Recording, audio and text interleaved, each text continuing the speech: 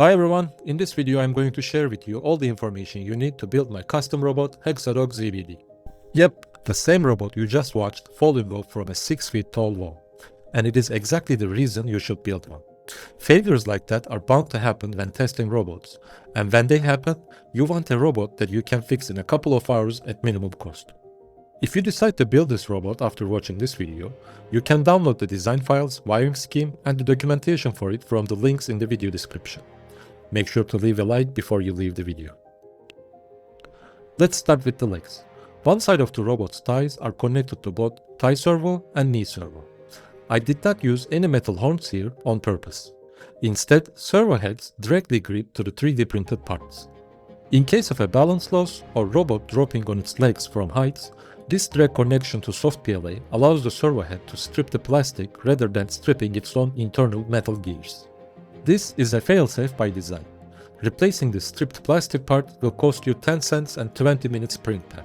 Replacing the servos on the other hand will cost you $10 plus shipping time. I have been testing the robot for about 3 months now, both indoors and outdoors, and I haven't lost a single servo yet. So I highly recommend you stick to this design, especially if you plan on pushing the robot to its limit. Before assembling the legs, you should center all your servos. Make sure the knee joint is bent forward at 90 degrees while the thighs are extended down and the hip connectors are pointed inwards towards the main body. The main body assembly is straightforward, but there are two critical structural tips you need to know before printing. One thing I would like to highlight is that the clamps holding the hips and the hips themselves are designed specifically for their specific side of the robot, so you will need to print 3 of each for each side.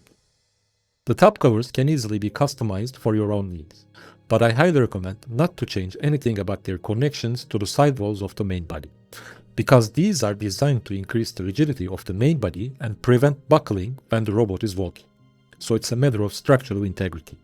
One last fair warning, every 3D printer and filament has their own printing profiles and configurations, so if you plan to print based on my files, make sure to print out a couple of test parts before you commit to printing multiple parts.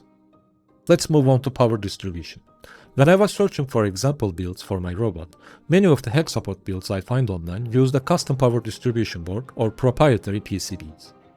The main reason for this is the high amperage these servos need, which the PCA boards cannot supply. But you don't need to resort to a custom PCB.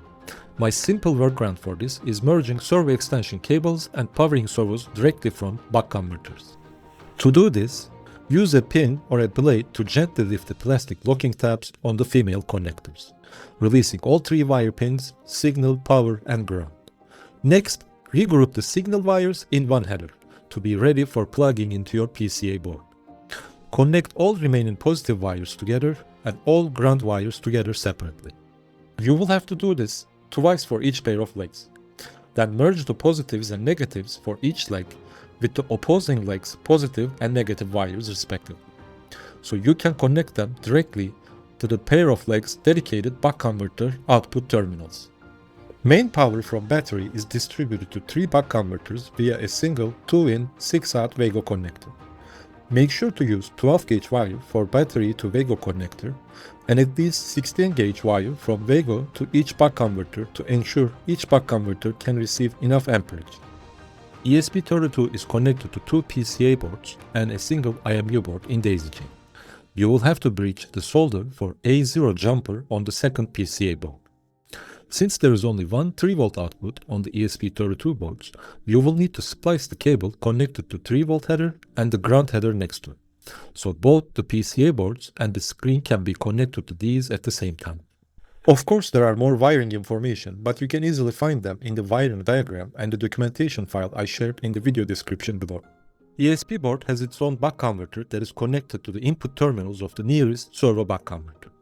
The voltage monitor board is also connected to these terminals, so it can measure the battery voltage correctly. Since ESP board is powered from its own buck converter, it's isolated from the high voltage noise from the servo power grid we laid out earlier. If you watch this video and intend to build a HexaDog yourself, make sure to subscribe to the channel. I share weekly simulation videos where I explore different improvements for it and share my scripts as tutorials so anyone can download them and experiment on their own. As mentioned earlier, you can find the documentation, wiring diagram, and the design file links down in the description. Thank you for watching.